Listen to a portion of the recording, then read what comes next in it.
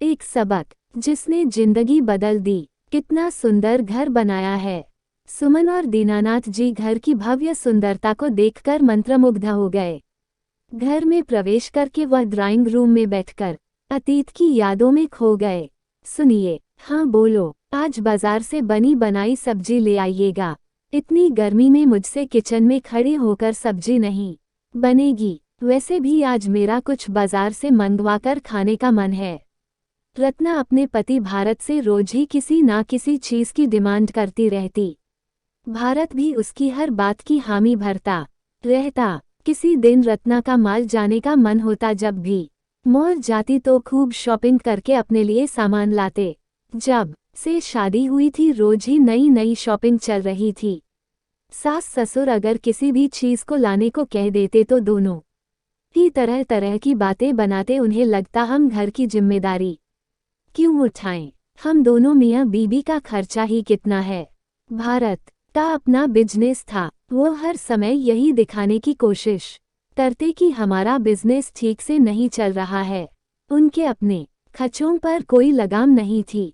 तरह तरह के ब्रांडेड कपड़े मंगाना, दोस्तों के साथ पार्टियां करना, सब पर वह दोनों खूब खर्च करते। और कहीं आना जाना, नाते रिश्तेदारी में कहीं भी खर्च करने का नंबर आता तो सास ससुर को ही करना पड़ता। इन सब के बावजूद भी घर में हमेशा क्लेश होता रहता। सुमन जी अगर किसी भी खर्चे में थोड़ा किफ़ायत करने को कह देती तो रत्ना को बहुत बुरी लग जाती। उसे लगता सासू माँ तो बहुत कंजूस है, मुझे मन के मुताबिक खाने भी नहीं देती। रत्ना की आदत थी वह हर चीज को बहुत सारा बना लेती। आधा खाती आधा काम वाली को देती और मौका लगता तो बचा हुआ चुपके से डस्टबिन में डाल देती। सास ससुर दोनों ही रत्ना की आदतों से परेशान हो चुके थे। उन्हें उनकी जिम्मेदारी का एहसास दिलाना जरूरी था। उन्होंने धीरे धीरे घर के खर्चों की जिम्मेदारी उन दोनों पर डालनी चाहिए, पर वह दोनों यह जिम्मेदारी उठाने को तैयार नहीं थे। उन्हें बस यही लगता हमारे दोनों का घर में खर्च ही क्या है। वो अपनी बात पर अड़े हुए थे। सुमन जी के बार बार कहने पर भी वो किसी भी जिम्मेदारी को उठाने के लिए तैयार नहीं थे। बेटे की लापरवाही को देखते हुए दीनानाथ जी ने एक दिन दोनों को बुलाकर कहा, परिवार में एक साथ रहने का मतलब यह नहीं होता कि आप अपनी जिम्मेदारियों से हमेशा पीछे रहें। जब हम साथ रहते हैं तो हमें कुछ जिम्मेदारियां भी उठानी पड़ती है। बहू बेटों को दीनानाथ जी की बात समझ में नहीं आ रही थी। उन्होंने अपने मन पर पत्थर रखकर दोनों को अपनी गृहस्थी अलग रहकर चलाने को कहा।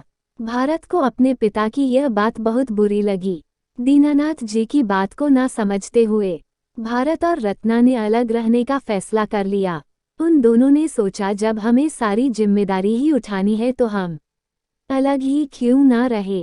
वो दोनों अलग घर लेकर रहने लगे। दीनानाथ जी को उनकी बहुत चिंता होती।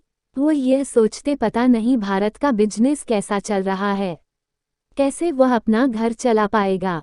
दिन भर वह इसी चिंता में बैठे सोचते रहते।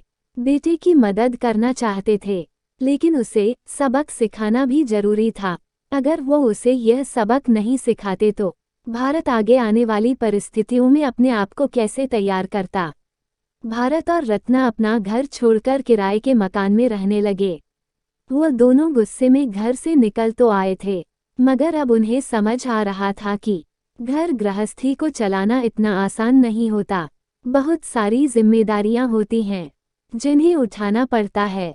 अब रत्ना गृहस्थी की एक एक चीज को जोड़ने की कोशिश करने लगी। भारत भी पहले से ज्यादा मेहनत करता। थोड़े दिन तो उन दोनों को अलग रहकर अच्छा लग रहा था। फिर धीरे धीरे रत्ना को भी एहसास होने लगा घर में भी कुछ जिम्मेदारियां होती हैं जिन्हें हमें पूरा करना होता है। जब हम परिवार के साथ रहते हैं तो हम बस यही सोचते रहते हैं कि हम क्यों करें। गृहस्थी में बहुत खर्चे होते हैं। जब हम साथ रहते हैं तो पता नहीं चलता। जब हमें खुद उठाने पड़ते हैं तब हमें पता चलता है कि उन खर्चों को पूरा करने के लिए कितने पैसों की जरूरत होती है। अब जब वो दोनों अपनी गृहस्थी बसा रहे थे तब एक एक चीज की जरूरत पड़ रही थी। आज जब खुद पर सारी जिम्मेदारियां आ गई थी तो रत्ना ने भी थोड़ा पैसे को संभाल कर चलाना सीख लिया था। रत्ना को भी सबक मिल गया था।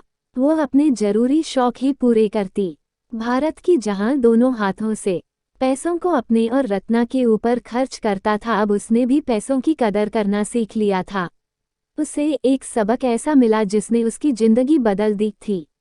माँ और पिताजी, चलिए गृह पूजन का समय हो गया है। आपको अपने बेटे के घर का गृह प्रवेश करवाना है। बेटे की आवाज से सुमन और दीनानाथ जी अतीत की यादों से बाहर आ गए। बेटे के घर गृह प्रवेश में आए माता पिता यही सोच रहे थे। कभी कभी कुछ फैसले बच्चों के लिए जरूरी होते हैं। पूजा के बाद भारत और रत्ना ने सुमन और दीनानाथ जी के पैर छूकर आशीर्वाद लिया। वो दोनों अपने किए की माफी मांगने लगे। भारत ने कहा, पिताजी, अगर उस दिन आपने हमें हमारी जिम्मेदारियों का एहसास कराने की कोशिश नहीं की होती तो शायद मैं आज इस मुकाम तक नहीं पहुंच पाता। मैं पहले की तरह पैसों की कदर करना नहीं जानता।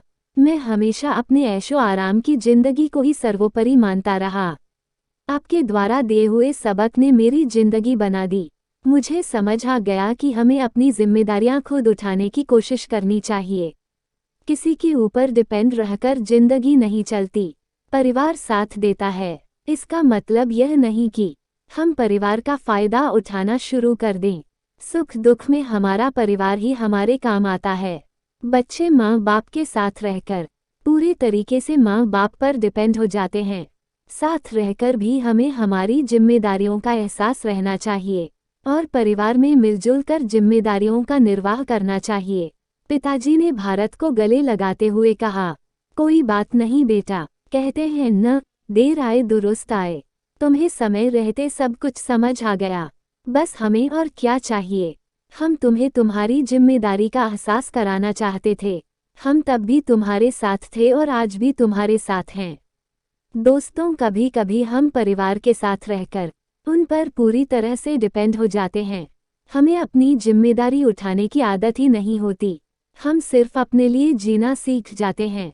परिवार को भी हमारे सपोर्ट की जरूरत होती है।